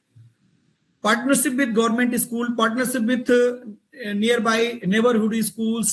इसके साथ साथ आप अपनी कम्युनिटी में आइडेंटिफाई करिए हर एक चीज आपके लिए रिसोर्स का काम कर सकती है। उनके साथ पार्टनरशिप करना है एक्सपीरियंशियल लर्निंग की, क्योंकि बहुत सारी ऐसी चीजें जो आपके सिलेबस में, कैरिकुलम में हैं, और उसका जो एक्सपीरियंशियल लर्निंग है। अब जैसे एक बात, क्लास 4th-5th में तक मैथ्स के बच्चों को पढ़ाने के लिए आप अपने कॉलोनी से बाहर जो भी कबाड़ी वाला है, जंग सेलर है, उसको बुला लीजिए और स्कूल की कबाड़ी, जितने भी स्कूल के कबाड़ी सामान हैं, या मत बेचिए, नहीं तो उस पर ऑडिट आ जाएगा। बच्चों से कहिएगा अपने घर से कुछ ना कुछ कबाड़ी चीजें ले आओ, इकट्ठा करो, बेचो, पैसा लो, तौल के अलग अलग भाव। तो क्या आपने कितना रियल एक्सपीरियंशियल लर्निंग उनको दिया? आपकी क्लास में जंग सेलर है, जंग सेलर उस कैसे तौलता है, प्लास्टिक अलग तौलता है, लोहा अलग तौलता है, कैसे सबसे कॉपी में जुड़वाइए। तो इस तरह की बहुत सारी ऐसी चीजें जो आपके सोशल कम्युनिटी में है, उनके साथ आप पार्टनरशिप करके अपनी क्लास को, अपने स्कूल के लर्निंग को और ज्यादा एक्सपीरियंशियल बना सकते हैं। Doctors giving health awareness session चलता ही, आपके स्कूल में डॉक्टर्स आ जाते हैं, डॉक्टर्स को बुला लीजिए, विजिट करा लीजिए। फार्मर्स टीचिंग एग्रीकल्चर, आजकल बहुत सारे खेत एग्रीकल्चर के टॉपिक्स जो है, गार्डनिंग क्लास 1 और 2 में गार्डनिंग आ चुका है। अन्य कक्षाओं में आप आइडेंटिफाई करिए कि कहां पर हमें, आप खेत लेते चले जाइए, विजिट कराइए, किसी किसान को स्कूल में बुला लीजिए, उसके जितने भी ऑपरेटर्स हैं एग्रीकल्चर के, जितने भी उसमें टूल्स हैं, उनको आइडेंटिफाई करिए, खेतों में लेके चले जाइए। बहुत सारी बायोलॉजी की क्लास हैं जो आप क्लास में ले जा सकते हैं। सरसों के 10 bagless day, very good, 10 bagless day और लर्निंग विदाउट बर्डन, यशपाल जी, बहुत सारी चीजें हैं। 10 ब्लैक डेज है। आजकल तो हर स्कूलों में मैंने देखा है कि वो इलेक्ट्रिक जो चाक है आ गई है, जिसमें सभी को पोर्ट्री सिखाई जा रही है। और अगर आपके कोई पूर्व विद्यार्थी हैं, एलुमनाई हैं, उनको ले आइए और उनसे कैरियर गाइडेंस आप करा सकते हैं। तो स्कूल कम्युनिटी में ढेर सारे ऐसे रिसोर्सेज हैं। इस पर जो प्रश्न बन सकते हैं कि विद्यालय के एकेडमिक डेवलपमेंट या प्रोग्रेस में स्कूल कम्युनिटी किस प्रकार से, एक कम्युनिटी कैसे हेल्प कर सकती है, तो आप उसको बताना, आपको उन कैरेक्टर्स को आइडेंटिफाई कर लेना होगा कि टीचिंग को एक्सपीरियंशियल बनाने में, ठीक है। और क्या कर सकते हैं हम, टर्मोलॉजी और जो नई नई टर्म, क्रिटिकल थिंकिंग के लिए अपॉर्चुनिटी कहां मिलेगी, जब वो अच्छी तरीके से डायरेक्ट उस चीज में इन्वॉल्व होगा, बैंकिंग की सिस्टम में इन्वॉल्व होगा या बाजार की व्यवस्था में होगा। तो अब हम बात करने जा रहे हैं शॉर्ट डिस्क्रिप्टिव आंसर्स की। Clear it? अभी तक किसी को कोई ऊपर डाउट हो तो। हमने आज डिसेबिलिटी को, इंक्लूजन को समझा, इंक्लूजन का रियल मेथड समझा, आरपीडब्ल्यूडी एक्ट को थोड़ा बहुत समझने की कोशिश की हमने, जो भी उसमें बता सका कि फिर मेंटल हेल्थ वेलबींग को किस तरीके से स्कूल में as a principal, as a teacher, उसका रोल क्या है। इंक्लूसिव एजुकेशन के टॉपिक में जैसे पहला क्वेश्चन है, explain the concept of diversity in education. Diversity in education का मतलब, आपकी क्लास में ऐसे जो बच्चे बैठे हैं वो कितने किन पॉइंट ऑफ व्यू से डाइवर्सिटी को एक्सप्लेन करते हैं। Clear it? Diversity in education refers to difference among learners in terms of culture, language, gender, socio-economic background, abilities and learning styles. ये तो क्लासरूम की डिसेबिलिटीज हो गई। It recognizes that student comes from the varied backgrounds and they have different needs. A diverse classroom enrich learning by the promoting mutual respect, collaboration and inclusive participants. Clear? Yes sir. Manish sir, Manish sir 1 minute का समय लेना चाहूंगा। Shall I? Yes. दोस्तों, ये मनीष जी ने अभी जो बताया, मैं थोड़ा सा उस पर जोड़ना चाहूंगा, मतलब कंटेंट पे नहीं, मैं दूसरी बात कर रहा हूँ कि जो हमने पीडीएफ तैयार की थी वो इससे बहुत लंबी थी, लेकिन अब चूंकि आपके पास में गिने चुने 20 दिन भी बाकी नहीं है, तो उस समय को देखते हुए, चूंकि आप डिटेल में पढ़ाई तो कर ही रहे हैं, हो सकता है आप इससे डिटेल पढ़ रहे हो, और मनीष जी इस इंक्लूसिव एजुकेशन पे 2 सेशन ले सकते हैं, 2 घंटे की क्लास ले सकते हैं, बहुत अंदर तक जा सकते हैं, उनकी मास्टरी है। लेकिन आपके पास इतना समय नहीं है कि हम इतना अंदर तक जाएं। तो हमने I have taken the thing that is very important for you, at least this much you should know, कि कम से कम इतना तो आपको जानना ही चाहिए। Those who are based on this, बाकी सभी साथी पढ़ने के लिए स्वतंत्र है, पढ़ ही रहे हैं। और मैंने मनीष जी से रिक्वेस्ट किया था कि मनीष जी, सेशन में चीजें आप भले कम लीजिए, लेकिन क्वेश्चन आंसर जरूर लीजिए, क्योंकि ये क्वेश्चन जो लिए हैं 10 क्वेश्चन, अगर ये 10 क्वेश्चन भी डिस्कस होता है, देखिए दोस्तों, ये 5 क्वेश्चन हमने लिए हैं इंक्लूसिव एजुकेशन से, क्योंकि हमें लगता है इंक्लूसिव एजुकेशन पूछा जरूर जाएगा, आप सभी को भी ये लगता होगा। उसके बाद आरपीडब्ल्यूडी एक्ट से हमने 5 क्वेश्चन लिए हैं, तो ये 10 क्वेश्चन भी आप करते हैं तो at least the topic is over. उसके बाद में as always we take 25 multiple choice question हमने लिए हैं, जो वही की कब कौन से पेपर में आए हुए हैं, तो सेलेक्टेड क्वेश्चन हैं, तो ये आपको मदद करेंगे। बाकी इन थ्योरी में कुछ कम है, तो ऐसा नहीं है कि it could not be explain, but then we would have taken 3 days to explain this particular topic, जो आप बिल्कुल नहीं चाहेंगे। आप अभी क्रिस्प मटेरियल चाहते हैं, एक दूसरा पीडीएफ भी तैयार है, एक दूसरा पीडीएफ है जो मैं निश्चित रूप से आपको अभी दिखाना चाहूंगा ताकि आपको पता चले कि हम now I will show you. अभी वाला जो पीडीएफ था हमने 5 पेज में उस पीडीएफ को कंप्लीट किया था, और ये जो पीडीएफ है जो मैं आपको अभी दिखा रहा हूं 5 पेज में हमने कंटेंट ले लिया था, और उसके बाद में फिर सर आई गेस उसमें कुछ नहीं है क्योंकि 2 KB का है, 0 पेजेस दिखा रहा है उसमें। ये देखिए, ये वही चीज है, perspective in education and leadership, creative conductive learning environment. You can see it is of 17 pages. ये चीजों को इस तरीके से हमने लिया था। इंक्लूसिव एजुकेशन, ये कवरेज क्या रहेगा, ये हमने बनाया था। इस तरीके से उसको और भी डिटेल दिया था। एक एक पीडीएफ को बनाने के बाद दोस्तों मनीष जी उसको बारीकी से देखते हैं, फिर हम आगे बढ़ते। इस 17 पेज को पढ़ने में निश्चित रूप से हमें, टीना मैडम, राजू जी 1 मिनट का समय दीजिए, मुझे बोलने दीजिए। ये सब आपको दिया जाएगा, आपको दोनों पीडीएफ दिया जाएगा कि आपको जो पढ़ना है, आप दोनों पीडीएफ दिया जाएगा सर। अब इस पीडीएफ में आपके पास पढ़ने के लिए इतना समय नहीं है। मेंटल हेल्थ पे बहुत कुछ बोला जा सकता था, बहुत कुछ लिखा जा सकता था, लेकिन मैं as an individual I feel that the need of the hour is authentic question, because you do not have time to go for the 10-year question paper and find it out which question to be taken, and that too particularly from inclusive education. If you keep 10 years question paper और पूरे आप 40 page के question paper को पलटे और छाटे कि inclusive education का क्वेश्चन कहाँ है, तो आप सोच लीजिए आपके कितने घंटे जाएंगे। So that I am doing, and that is our effort that we have been doing, कि आपको क्वेश्चंस कम से कम हम देते जाएं, और अगर ये क्वेश्चंस क्लास में नहीं हो पाए तो at least you will be getting all these so that you can read it at home. And now explanation is also given here, not only the answer but descriptive answer is also, hint is also given here, question is also given, and I have started a new practice to give you questions, homework questions also. कुछ questions हम आपको homework के लिए भी दे रहे हैं कि भाई आप देवांगन सर जी सर आप एमसीक्यूज स्टार्ट कर दीजिए, क्योंकि जो डिस्क्रिप्टिव क्वेश्चन है ना उसके आंसर आपने बहुत अच्छे लिखे हैं जी, तो ये लोग पढ़ लेंगे। आप एक ये एमसीक्यूज स्टार्ट कर दीजिए। जी जी जी।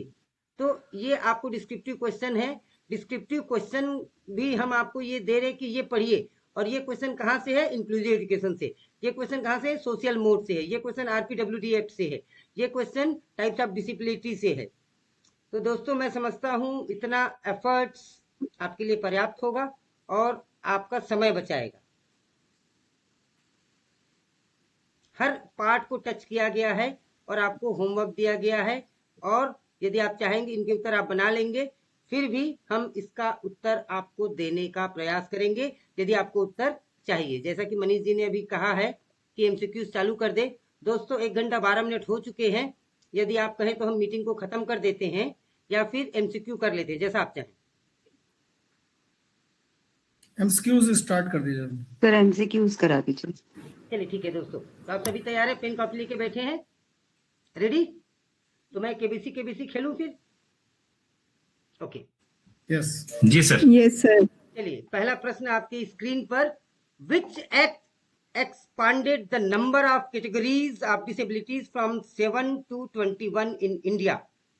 RTE Act 2009, PDA Act 95, RPW 16, or UNCRPD 2006। ये रिसेंटली 2021 में आया था। Question number 2, inclusive education is based on which model of disabilities? दोस्तों मेरे प्रोनाउंसिएशन पे ध्यान देंगे, एक बार में प्रश्न समझेंगे। 30 सेकंड का इस समय है आपको। Once again, I'll repeat the question for you. Inclusive education is based on which model of disabilities?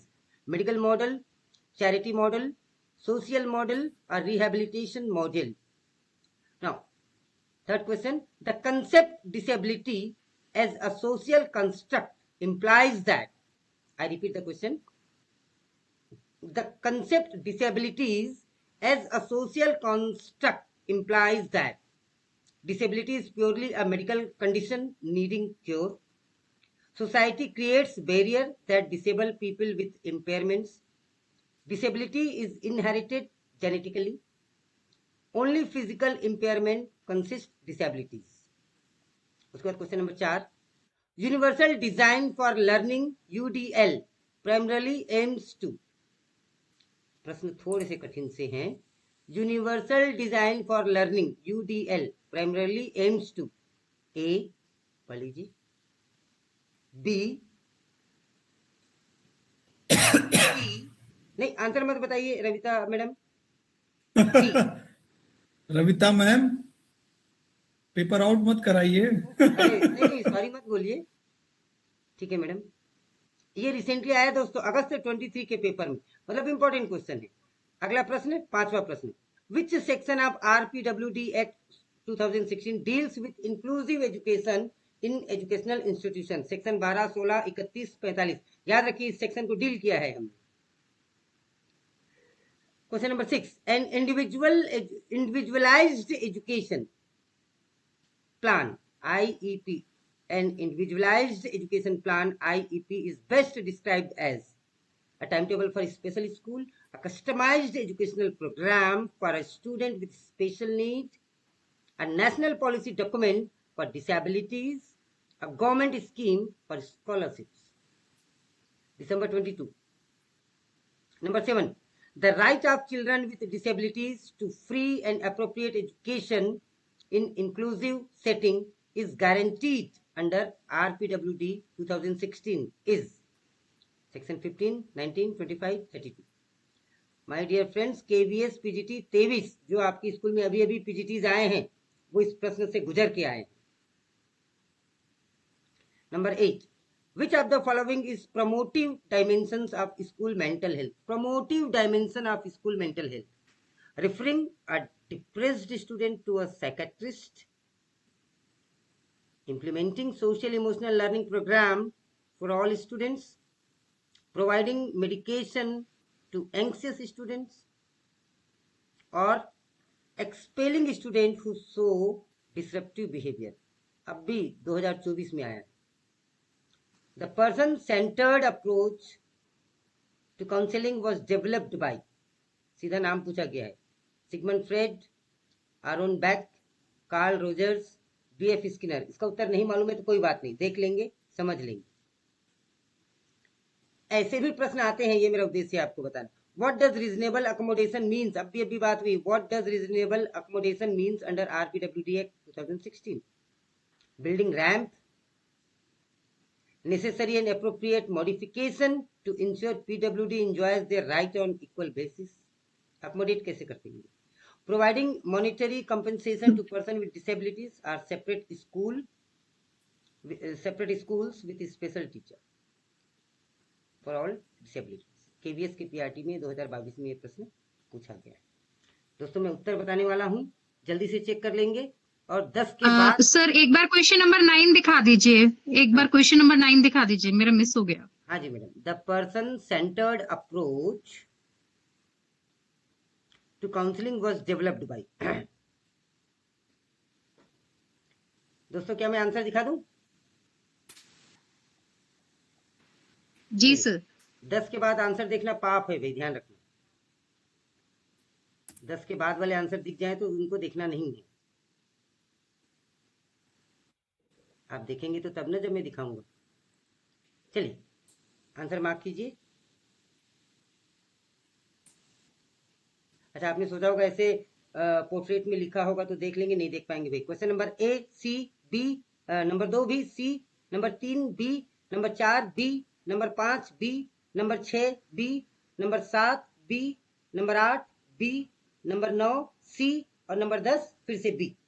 चलिए दोस्तों जल्दी जल्दी अपने आंसर अपने मार्क्स बताएं। Very good, 10 on 10, 7। Monika madam यही स्टाइल कल मिस हो रहा था। Okay okay, thank you.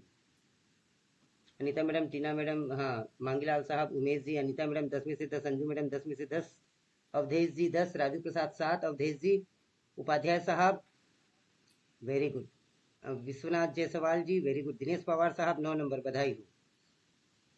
चलिए Aditi madam, Renu Bala madam 9 number, good good. Very very friends. Sir एक मेरा प्रश्न है जी, कौन है ये साहब? सभी से प्रश्न है कि कंटेंट पढ़ाने के तुरंत बाद जो एमसीक्यू दिया जा रहा है वो किस प्रकार का इवैल्यूएशन है? क्या बात है, समेटिव है कि फॉर्मेटिव है?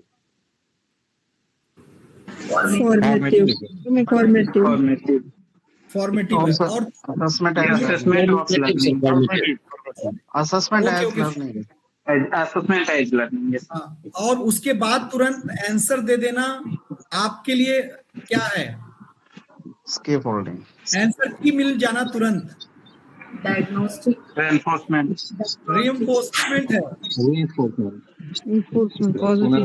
सर आपसे प्रश्न पूछ लिया गया, आंसर नहीं बताया गया, आपके 10 में 10 मार्क आ रहे हैं, ये आपके लिए रीइंफोर्समेंट का काम कर रहा है। ठीक है, इसीलिए आपको कल लग रहा है ये कल नहीं था, ये परसों नहीं था। आपको असली एंजॉयमेंट तो तब आता है जब आप टिक लगाते हैं और आपके 10 में 10 सही हो जाते हैं। आपको तो अच्छा लगता है ये वाला। बिल्कुल सही। ठीक है सर, कंटिन्यू। बहुत बढ़िया। मनीष, जब कभी भी फॉर्मेटिव और सबमिटिव असेसमेंट की बात आए तो मनीष जी की चाय बनाने वाली बात जरूर याद रखिए कि जब आप चाय बनाते तो थोड़ा चख लेते कि मीठा ज्यादा तो नहीं हो गया, तो चाय पत्ती कम तो नहीं हो गई, ये फॉर्मेटिव हो गया। मनीष जी यही है। चलिए क्वेश्चन नंबर 11 मैं जल्दी जल्दी पढ़ूंगा, समय अब कम देंगे क्योंकि अब आप यूज्ड टू हो गए। फिर से number 11, a child with dyslexia has difficulty primarily with. Dyslexia वाला जो बच्चा है, काहे की दिक्कत है भाई उसको देख लीजिए, बताइए। मैथमेटिकल, रीडिंग, लिसनिंग की physical. Number 12, which body is responsible for management, which body is responsible for the management of केंद्रीय विद्यालय and ensuring inclusive education. NCERT, CBSE, KVS under ministry of education की यूजीसी। ये भी PGT के परीक्षा में पूछा गया है दोस्तों, अब आपको बड़ा सरल लग रहा होगा। Community participation in school management is mandated under RPWD की, आरटीई की, एनईपी की, पॉक्सो।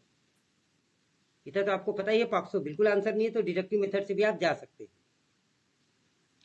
चलिए नंबर 14, विच। दोस्तों न केवल मैं प्रश्न पूछ रहा हूं बल्कि आपको यह भी अभ्यास करा रहा हूं कि एक बार में टिक करने और आगे बढ़ना है, क्योंकि वहां पे हम नकल तो कर नहीं सकते, समय है ही नहीं है। तो या तो आर या तो पार। सॉलिड आ रहा है तो भी ठीक है, नहीं आ रहा है तो फिर अक्कड़ बक्कड़ जो करना है वो कर लीजिए, या छोड़ना है तो छोड़ दीजिए, whatever way you want to go with, क्योंकि you won't get time back, you won't get time to come back again. Number 14, which NEP 2020 initiative involves students spending days learning from local artisan and community experts। निपुण भारत की, सफल की, 10 bagless days, star projects, TGT exam में आया। The curative dimensions of school, हम केवल 20 प्रश्न करेंगे जबकि इसमें 25 प्रश्न है, समय का भी ध्यान रखेंगे। The curative dimensions of school mental health specifically refers to building positive school climate for all, life skill education for all students, therapeutic intervention for students already experiencing mental health difficulties, anti-bullying awareness program। 1 minute का समय दे रहे, पढ़ लीजिए, इसलिए दे रहे समय, अब भी 2024 में आया है ये प्रश्न, थोड़ा सा एक बार में समझ में नहीं आया होगा ऐसा मैं मानता हूं। चलिए 16, integration of children with disabilities into main stream. Integration हमने पढ़ा है of children with disabilities into main stream schools differs from inclusion in that integration provides more resourceful, integration expects the child to adopt to the school while inclusion adopts the school to the child. दो vice versa बातें की गई है। Integration is mandated by RPWD Act. Integration is more expensive than inclusion. Autism spectrum disorder, आपको ध्यान होगा मनीष जी जब class ले रहे थे तो मैंने वहां पे लिखा था ASD, किसने ध्यान दिया था क्या? जल्दी से थंब उठा के बताएं। Autism spectrum disorder ASD is recognized as disability under RPWD Act 2016. A key classroom intervention for a child with ASD is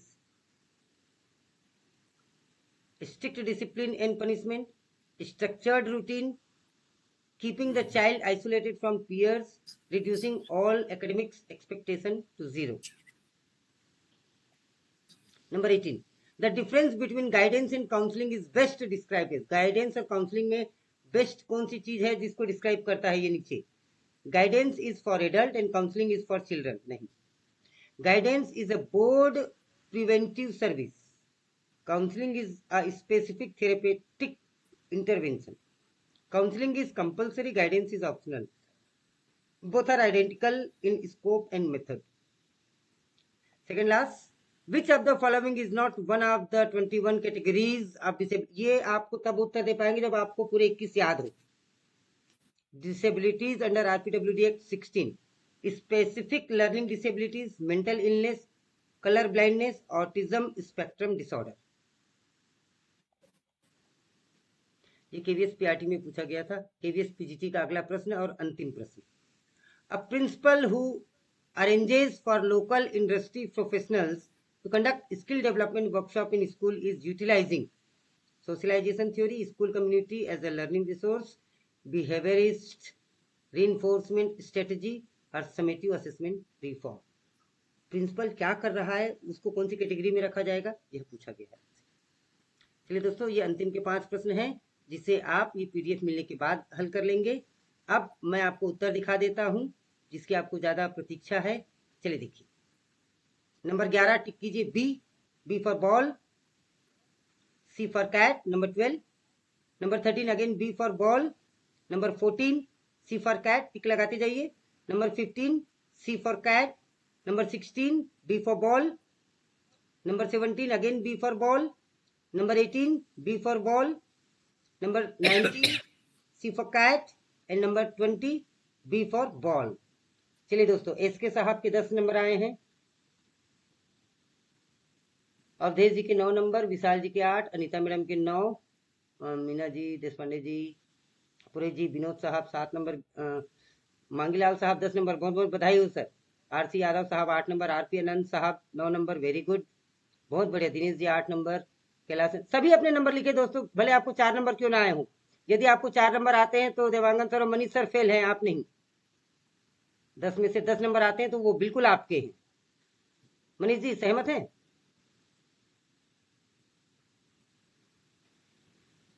yes, very good, very good, very good, excellent.